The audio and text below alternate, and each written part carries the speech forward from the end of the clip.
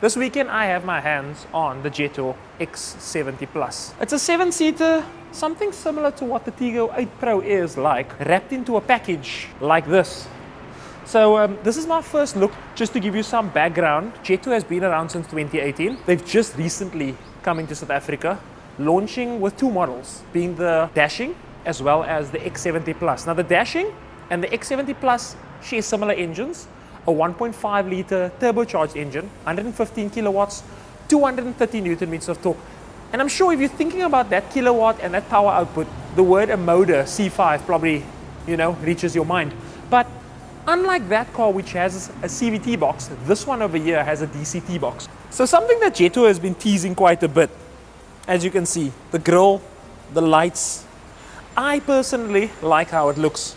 This grille in the front looks nice and aggressive. The branding on the top, I don't think there's any issue with it. And of course, this car has integrated LED lights. I like the break between the carbon, the red, as well as integrating the camera nicely into the grille, making it look like a nice, seamless design. So Jetour released the X70 Plus in two models in South Africa, the Momentum and the Dynamic.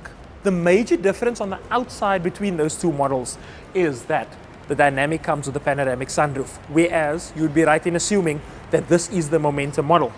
But on the outside, you still get 19-inch alloys, you still get, as I said, the LED lights, you still get the 360-degree camera, and a vehicle that doesn't really look like an entry-level car. And I promise you, taking a look on the inside as well, you will see that premium features of Jetour and what they're offering is actually echoed on the inside. Come take a look with me.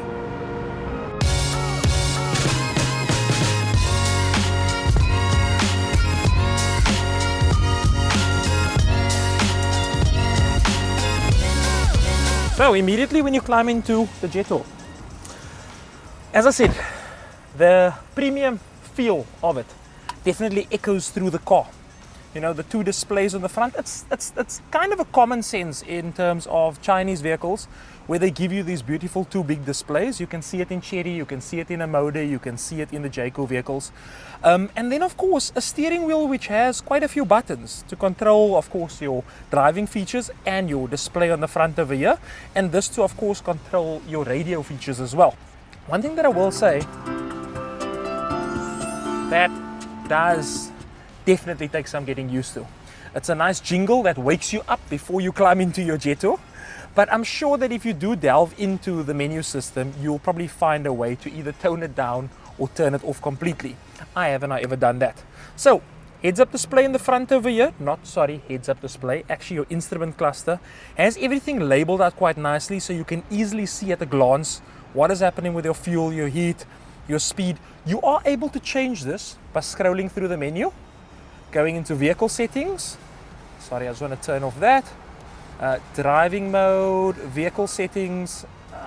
Is a bit of a thing trying to find out exactly where all that information is, but it is in the settings menu. Let me just double check over here. Displays, there we go. And you're able to click and change the instrument cluster to look a little bit different. I personally appreciate the double dials in the front over there, but if that is your preference, you could definitely switch it over. You can see when I do interact with the screen, there are some times that it registers a false touch or not really a touch at all. So you just have to be very direct when you of course select something over there. Nice thing that I do like between this is that you can have access on the right hand side over here to all your vehicle details, such as your fuel consumption, etc. And I'm assuming also in the dynamic model, the thing that it'll probably also add is your ability to see your lane keep assist as well as your blind spot assist to alert you over here. However, I'm yet to test that car to see if that has that option, but for the most part, everything that you need where instrument and information is concerned is directly over here. Okay. On your radio display, which is also a 10-inch display, you do have wireless CarPlay, you do have wireless Android Auto as well. And also, if I do delve into the menu, there's quite a bit that you can see over there from setting things on your vehicle, such as when you set your indicators to only beep 3 or 5 times, something as simple as that, as well as connecting to your Bluetooth. So if I am connected on the CarPlay section of things, you will see that there will be a map that will display and display all your calls or messages that you get as well, which is quite cool to have that at a glance. One thing, in my opinion, that I am very, very finicky about is the fact that if I'm facing the steering wheel, there's a portion of this radio that I do not see. So unless you're a person that likes to fiddle over here, if that doesn't bother you while, of course, driving, that is not going to stress you out completely at all, to be honest with you. So yeah, how do you interact with that screen? Well, you can either touch, by of course using the touch screen. You can also use this to be able to scroll and change features on that screen as well. And also, so volume on the radio, you can even use it by controlling this dial at the bottom over here.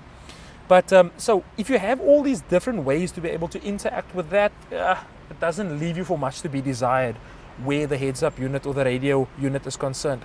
Something that I do like, I will mention, is the fact that there are hard press buttons, or not hard press buttons, capacitive buttons for the aircon system.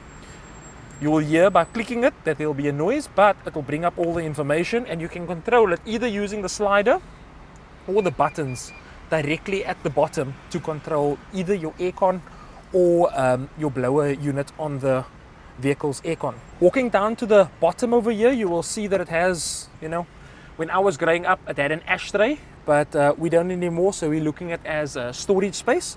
Multiple charging points, and I'm not sure if this is a standard, but they've included these USB-A to USB-C adapters as well that goes in here to probably help you have access to being able to charge your phone by the different options over here. So there's a connectivity option and a fast charging option, as well as a power outlet, which is 120 watt. And then also another way to charge your phone is wireless charger in the middle. A lot of cars these days are adding wireless charging, PD charging, some type of fast charging, because they know that people utilize their cars on a daily basis, and you know, you want to keep your phones and everything charged. I do like how this silver just tapers down and closes everything off here at the bottom.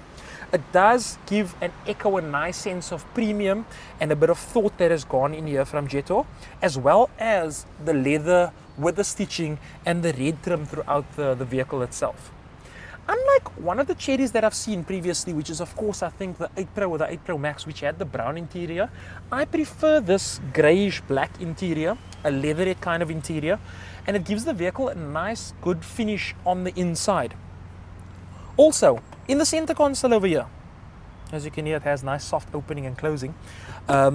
It is a cooled box as well, so if you need to keep something cool in here or just store extra things, you have that space at the bottom. And I think a tiny Easter egg from Jetour and what they've left in here is on the vanity mirror.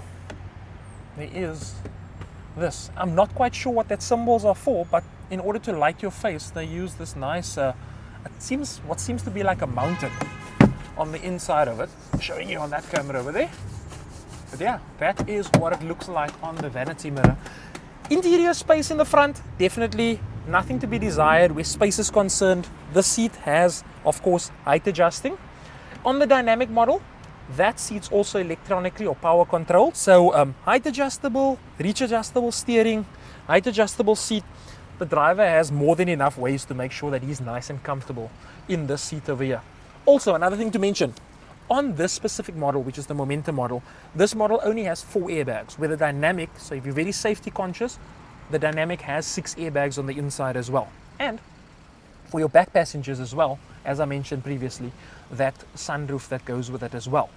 So let's move on to the back, and then of course the third row, to see what it's all like at the back, and then we'll go for a bit of a drive and give you some feedback as to how it feels to drive. So climbing into the back of the Jetour, thankfully this seat is reclinable. So either I can lay a little bit back, make myself nice and comfortable, sit up if I'm feeling considerate for the people behind me, and I have an armrest to make myself feel nice and comfortable. I will say legroom at the back over here is something that I am definitely fine with if it is a long road. So if I have to be the person sitting at the back here, I wouldn't have an issue sitting right here at the back. 2 charging ports at the bottom, your aircon comes through here, you have your own electric windows to open and close, a nice light to be able to read, and more than enough space. I actually think that this 7-seater, you know, funny thing is I read up on the small spec, and it's 4 millimeters longer than the Tiggo 8 Pro. 4mm. I don't think it makes a lot of difference over here in front, but for the most part, where size matters, 4mm does make a big difference. At the back, there's not always much exciting things to talk about at the back. From a safety point of view in the Momentum, because you get that 4 airbags, there is an airbag on either side over here for your rear occupants, or to help them as well as 3-point seat belts for each and every person.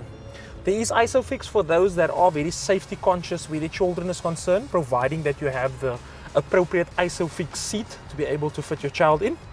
And yeah, there's not much always to say at the back of the vehicle, apart from the fact that hopefully the people at the back here keep the party going for those in the front to be able to enjoy the drive for the long distance. Because if you are considering a car of this size, you're generally not going to be the only person probably driving the vehicle.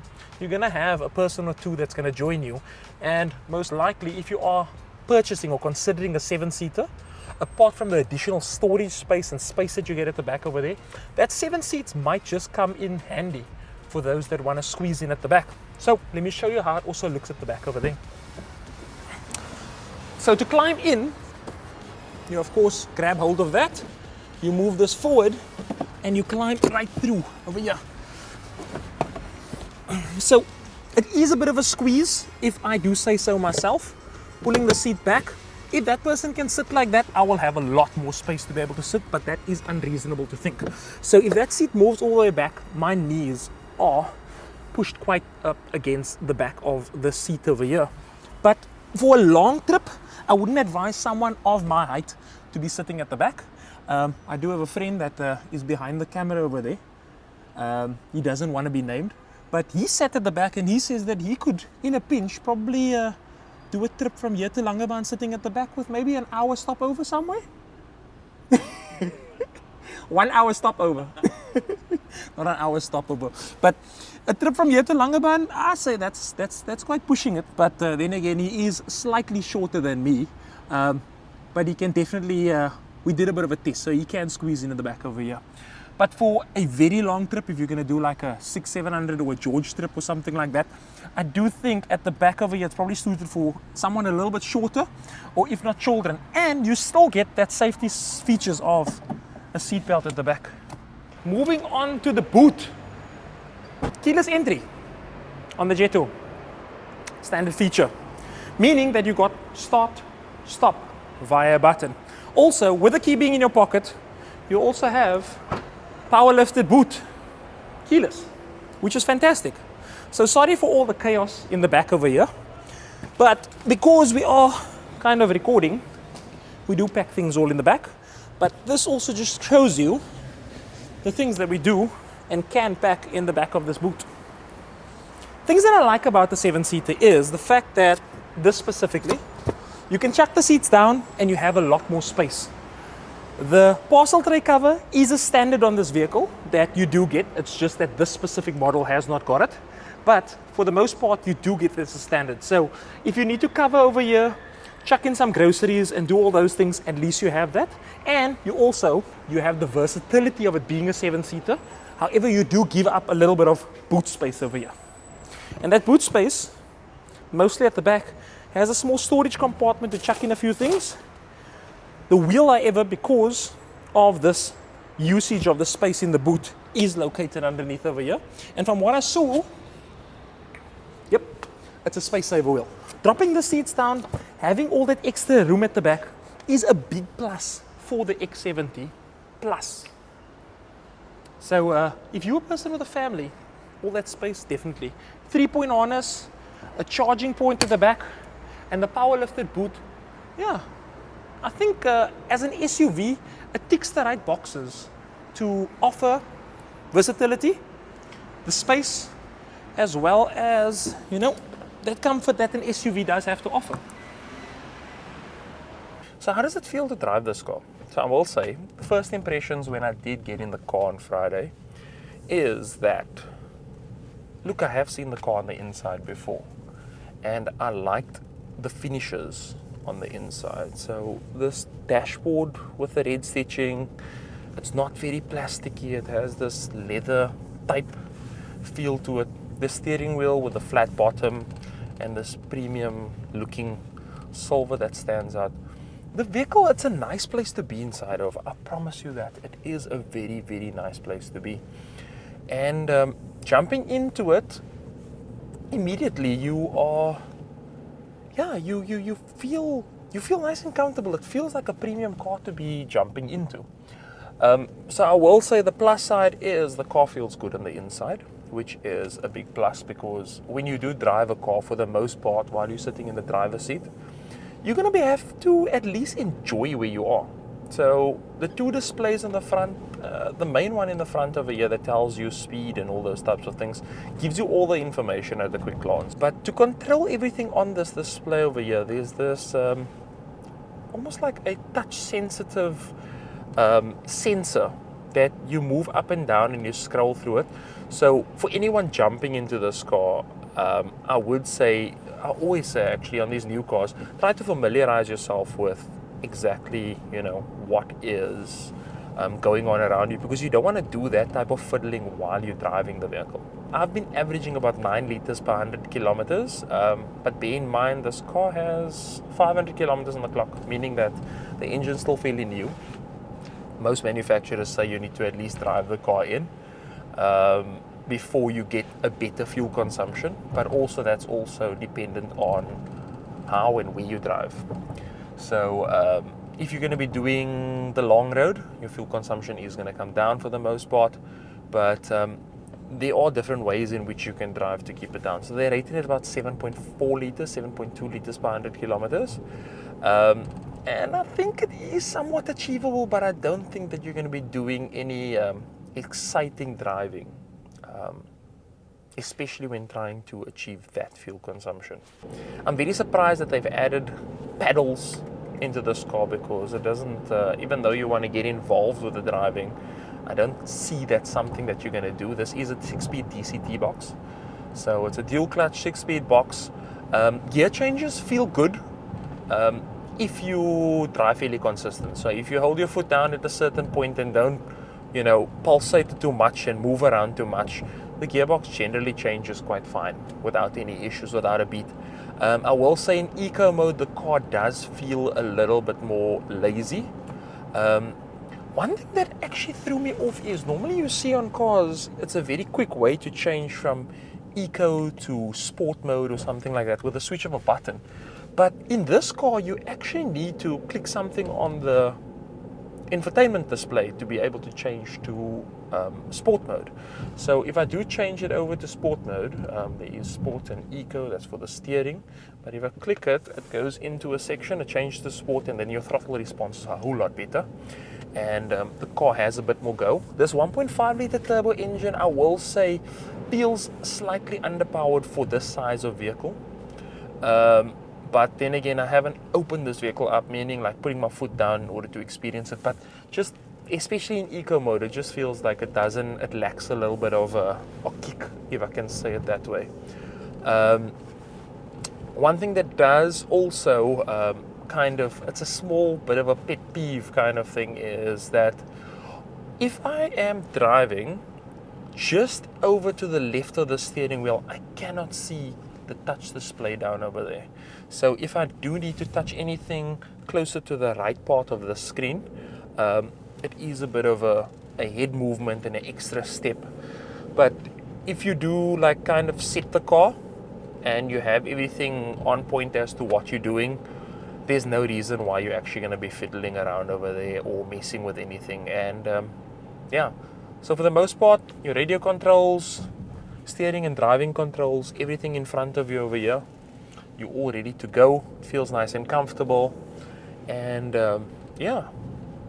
now I can say in sport mode it is feeling a bit more responsive, so it actually feels a little bit nicer when I am putting my foot down a little bit. And if you can hear the engine wind up, so steering, you can also set it eco and sport mode. It feels a little bit lighter in comfort mode and a bit heavier in sport mode. The nice to have features that this car has got, especially in the Momentum model, is your auto lights. It has got auto hill start assist and your auto handbrake assist as well. And then the displays on the inside over here, just giving you all that information, is quite nice. This specific model hasn't got all those extra driver features that one would maybe like to have, but I would say in this price category that this car is in, it's understandable why in the lower spec you won't have those nice to have driver spec features. But if you do look at the dynamic model, which is just a couple of bucks more, you do get those features, and you also get a panoramic sunroof. But the Momentum and the Dynamic both share the same engine, gearbox and drivetrain. So you're not skimping out on anything over there or losing out on anything power related if you do decide to go for the Dynamic or the Momentum model. I will and can say that I actually think I prefer driving this car in sport mode, and I understand why you'd probably maybe leave it in sport mode, because it just feels a bit more responsive. If I just put my foot down.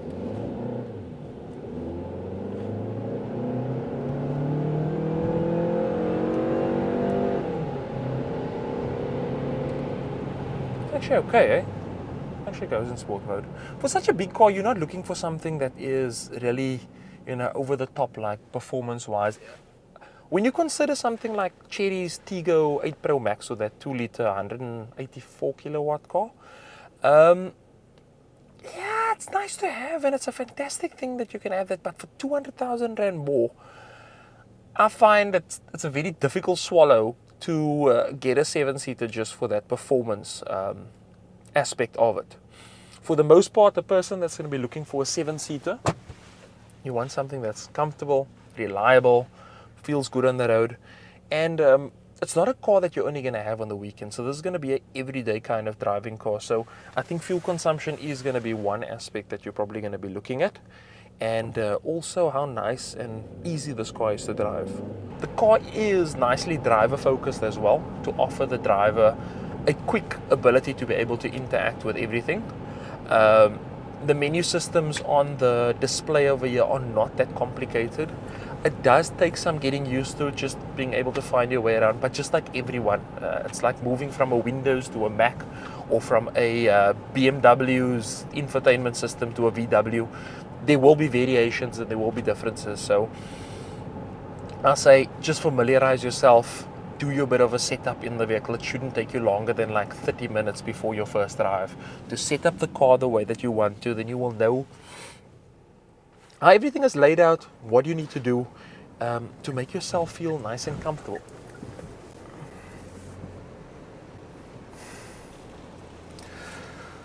So, all in all,